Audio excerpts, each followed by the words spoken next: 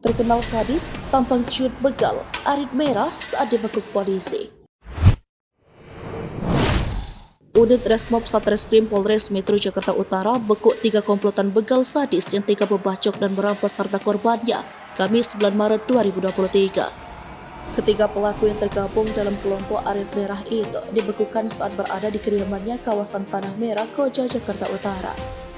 Sebelumnya, pelaku buron usai merampas handphone dan melukai korban bernama Gus Soleh 21 tahun pada pertengahan Januari 2023 lalu.